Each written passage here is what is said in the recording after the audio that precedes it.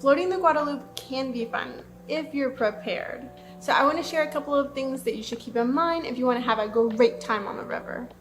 From learning to traveling adventures, subscribe to my channel and don't forget to hit the little bell icon to be notified when I upload a video every Wednesday. Hey friends, a couple of months ago we went to the San Marcos River for some tubing fun.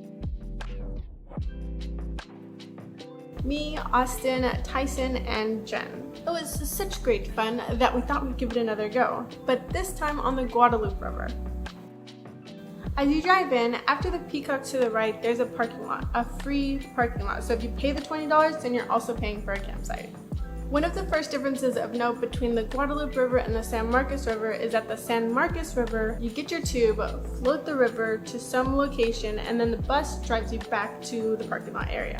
But at the Guadalupe, you park, you get driven out to the start location by a van that has a trailer hitched to it with all of the tubes and kayaks and stuff. You get in the river and then you float back to the parking lot location. I'm noticing that I'm saying Guadalupe instead of Guadalupe.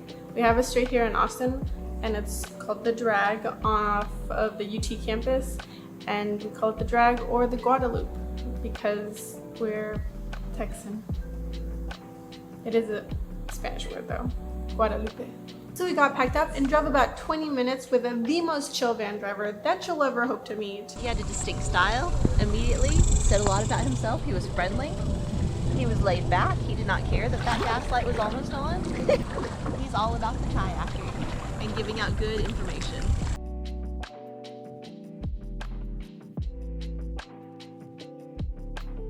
Another difference between the Guadalupe and the San Marcos River is that this one's a lot more chill with less people. This means that we could take advantage of the rope swings that are hanging on the riverside without actually worrying about landing on anyone. Many moons ago, when I was a Girl Scout, I went to summer camp, and at that summer camp was my only experience with a rope swing. So I grabbed onto that summer camp rope swing and swung out over the water. Then I swung right back towards the land and let go, gracelessly falling into some mud, getting some scratches and bruises. That was my last experience with a rope swing. So this was the chance to overcome my fear.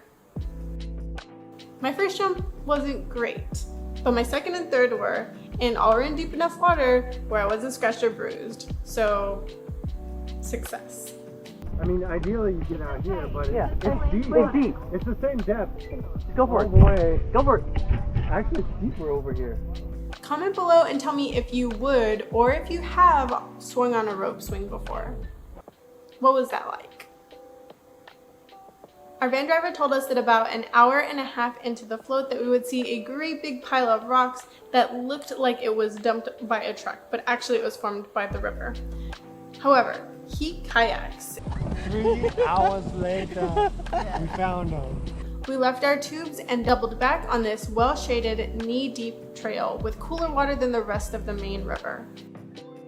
Most of the river does not have a lot of tree cover, and by not a lot, I mean almost none.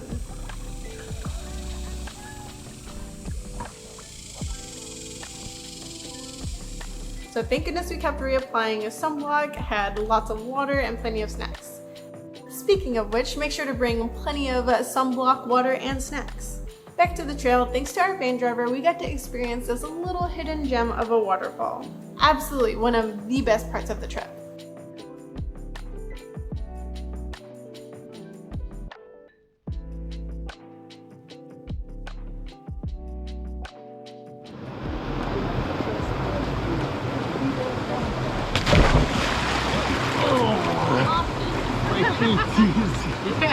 Yeah. We told you it was shallow. I would just like to say that Austin offered his shoulders to me. I didn't ask. Right? Right.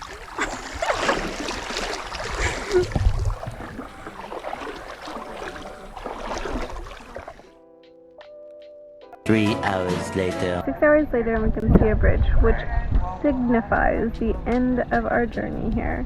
It has indeed been 6 hours, which is somewhat unsurprising since they told us that it was going to be 6 hours, even though we didn't believe them.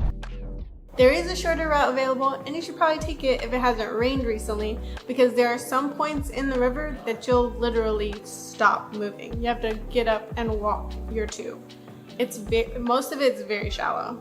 If you didn't swim or something, maybe it'd be like a 10-hour float.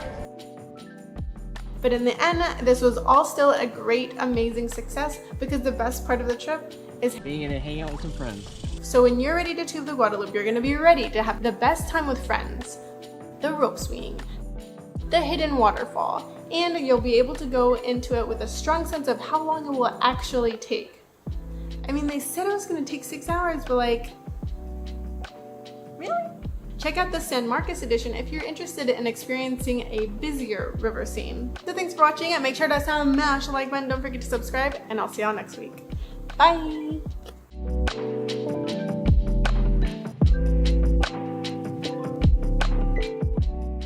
Guadalupe, guacamole. I see it. Rolling. I'm rolling. Uh-oh. I'm rolling the wrong way. Ramen. Ramen. Professionally done. Oh, is this the pile of rocks? Maybe. We looked for those rocks for 3 hours.